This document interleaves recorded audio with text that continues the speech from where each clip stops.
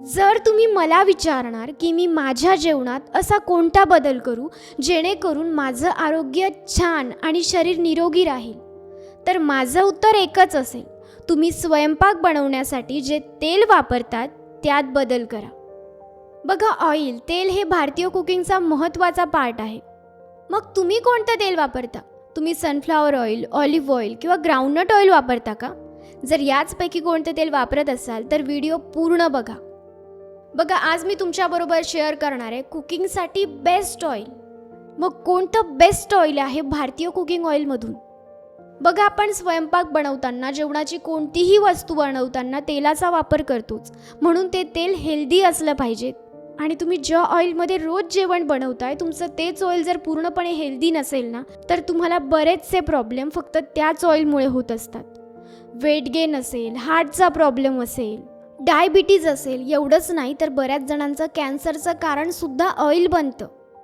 बघा, जर तुम्हाला तुमची हेल्थ चांगली करायची असेल ना, आणि तुमचा असा प्रश्न असेल की अशी कोणती गोष्ट आहे जी मी बदलायला पाहिजे, तर ती म्हणजे तुमचं कुकिंग ऑइल आहे, ज्याला बदलणं अत्यंत गरजेचं आहे. आणि तुम्हाला माहिती आहे, भारतात 90% लोक रिफाईंड ऑइल यूज करतात. जास्त करून जे काही सनफ्लॉवर, ग्राउंडनट, राईस ब्रँड हे ऑइल आहेत ना, हे रिफाईंड ऑइल आहेत. मग रिफाईंड ऑइल्समध्ये प्रॉब्लेम काय आहे? मित्रांनो, ऐकण्यात रिफाईंड हा शब्द जरी खूप सोफिस्टिक वाटत असेल ना, पण मेडिकल टर्ममध्ये रिफाईंड ऑइल म्हणजे स्पॉइल्ड ऑइल. हो, खराब ऑइल, खराब तेल. रिफाईंड म्हणजे मल्टीस्टेप प्रोसेस असते. सगळ्यात पहिले ऑइलला 200 डिग्रीपेक्षा जास्त तापमानावर तापवलं जातं. त्यामध्ये बरेचसे केमिकल सॉल्वंट्स, एवढंच नाही तर हेक्झेन्स ऑइलचा यूज करून त्याला एक्स्ट्रॅक्ट केलं जातं. आणि टेम्परेचर इतकं हाय असल्यामुळे त्या ऑइलमध्ये जे काही व्हायटामिन्स, मिनरल्स असतात ते संपून जातात.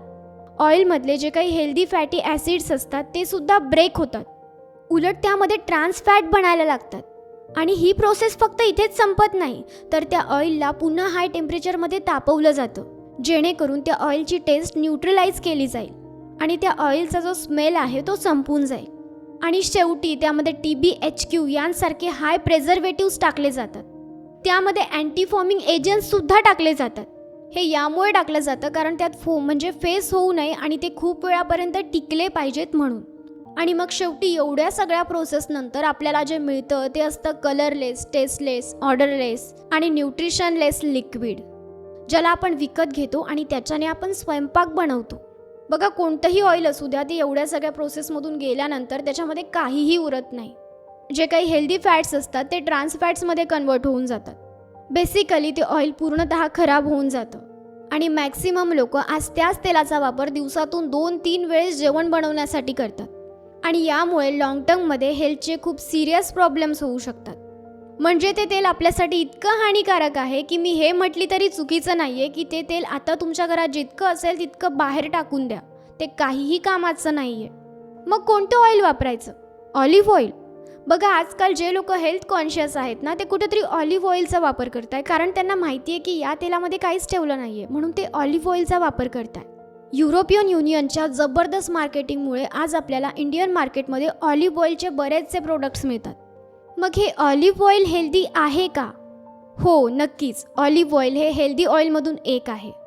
पण भारतात राहून मी तुम्हाला ऑलिव्ह ऑइल यूज करण्याचा सल्ला अजिबात देणार नाही. का? तर याचे 3 कारणं आहेत. पहिलं कारण तर हे की ऑलिव्ह ऑइल कॉस्टली असतं. 1 लिटर ऑलिव्ह ऑइल जवळजवळ 1200 रुपयापर्यंत मिळतं. म्हणून प्रत्येकाच्या बजेटमध्ये रोज ऑलिव्ह ऑइल यूज करणं हे बसत नाही. दुसरं म्हणजे ऑलिव्ह ऑइलच्या वाढत्या पॉप्युलॅरिटीमुळे त्याच्या अडल्ट्रेशनचेही भरपूर केसेस बघायला मिळतात. तिसरं कारण म्हणजे ऑलिव्ह ऑइल आपण इंडियन ज्या रेसिपी बनवतो त्यांसोबत पूर्णतः मिक्स होत नाही. विचार करा, तुम्ही पराठे ऑलिव्ह ऑइलने बनवले तर ते कसे टेस्ट देतील? ऑलिव्ह ऑइल खूप छान ऑप्शन आहे जर तुम्ही पास्ता, सलाड्स अशा काही रेसिपीज बनवत असाल तर. पण इंडियन डिशेससाठी ऑलिव्ह ऑइल नाही. चला तर, आपल्याला हे तर माहिती झालं की रिफाईंड ऑइल आपल्यासाठी का हेल्दी नाही आहेत आणि आपल्या जेवणासाठी आपल्याला ऑलिव्ह ऑइलसुद्धा यूज करायचं नाही आहे. मग असं एखादं ऑइल मार्केटमध्ये अवेलेबल आहे का जे हेल्दीसुद्धा आहे, टेस्टीसुद्धा आहे आणि सगळ्यात महत्त्वाचं म्हणजे जे आपल्या बजेटमध्ये सुद्धा आहे? हो, नक्कीच आहे. बघा, शेंगदाण्याचं तेल, नारळाचं तेल, तिळाचं तेल हे बेस्ट ऑइल्स आहेत आपल्यासाठी. आणि हे सुद्धा रिफाईंड नाही तर शुद्ध. ज्याला कच्ची घाणी तेल असं सुद्धा आपण म्हणतो. या प्रोसेसमध्ये ऑइलला हीट दिली जात नाही, ज्यामुळे त्याच्यातले जे काही पौष्टिक तत्व असतात ते नष्ट होत नाही.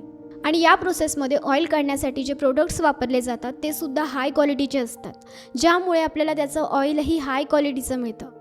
आणि याचा फायदा असा असतो की त्या ऑइलमधले फ्लेवरसुद्धा ब्रेक होत नाही. आणि या सगळ्या ऑइल्सचा स्मोकिंग पॉईंटसुद्धा हाय असतो, ज्यामुळे आपण याला डीप फ्रायसाठी सुद्धा यूज करू शकतो.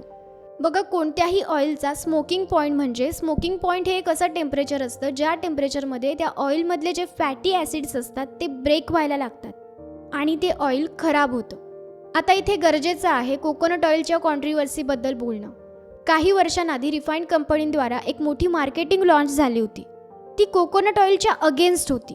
त्यांचं असं म्हणणं होतं की कोकोनट ऑइलमध्ये सॅच्युरेटिंग फॅट हा जास्त आहे, ज्यामुळे कोकोनट ऑइल हे अनहेल्दी आहे. मग रिसर्चमधून असं समजलं की हो, कोकोनट ऑइलमध्ये जो सॅच्युरेटिंग फॅट आहे तो हाय आहे, पण हा एक वेगळ्या टाईपचा सॅच्युरेटिंग फॅट आहे.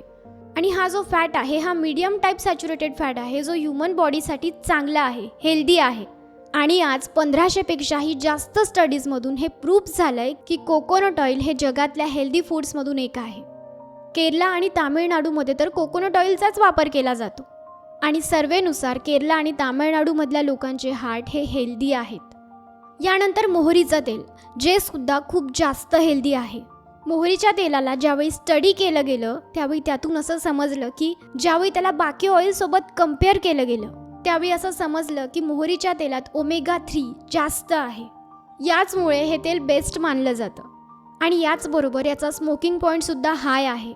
आणि हे तेल अगदी इझिली मार्केटमध्ये अवेलेबल आहे. आणि सगळ्यात छान म्हणजे हे अफोर्डेबल आहे, बजेट फ्रेंडली आहे. भारतात राहून तुम्ही या 4ही तेलांपैकी कोणतंही तेल वापरू शकता. खरं तर आधी आपण याच तेलांचा वापर करत होतो, पण काही विदेशी मार्केटिंग कॅम्प्समुळे आपण या ऑइल्सना यूज करणं बंद केलं आणि आपण रिफाईंड ऑइल, ऑलिव्ह ऑइल यांना वापरायला लागलो. यावरून आपल्याला कळतं की आपला किती ब्रेन वॉश केला जाऊ शकतो या मार्केटिंग कंपनींमुळे. आधी तर भारतात कोणतं ऑइल यूज करायचं हे यावर डिपेंड करायचं की तुम्ही कुठे राहत आहात, तुम्ही कोणत्या रिजनमधून बिलॉंग करताय. जसं केरला आणि तामिळनाडूमधून असाल तर कोकोनट ऑइल, आंध्र आणि राजस्थानमध्ये तिळाचं तेल, नॉर्थ आणि वेस्टर्न इंडियामध्ये मोहरीचं तेल आणि सेंट्रल इंडिया आणि गुजरातमध्ये शेंगदाण्यांचं तेल, अशा प्रकारे तेल यूज केलं जायचं. आणि आपण जर याकडे व्यवस्थित बघितलं तर आपल्या लक्षात येईल हे तेल त्या त्या भागाच्या क्लायमॅटशी जुडलेले आहेत. मित्रांनो, अजून एक सगळ्यात जास्त महत्त्वाची गोष्ट, हा व्हिडिओ अपूर्ण राहील जर मी या व्हिडिओत तुपाबद्दल नाही बोलली तर. सगळ्या ऑइल्समधून सगळ्यात हाय स्मोकिंग पॉईंट असणारं कोणतं प्रोडक्ट म्हणजे तूप. आणि तुम्हाला ही गोष्ट माहिती आहे का की कोणत्याही ऑइलला एकदा यूज केल्यानंतर त्याला पुन्हा यूज नाही केलं पाहिजे, पण तुपाचं तसं नाही आहे. तूप हे एकमेव असं प्रोडक्ट आहे ज्याला तुम्ही पुन्हा यूज करू शकता फ्राय करण्यासाठी.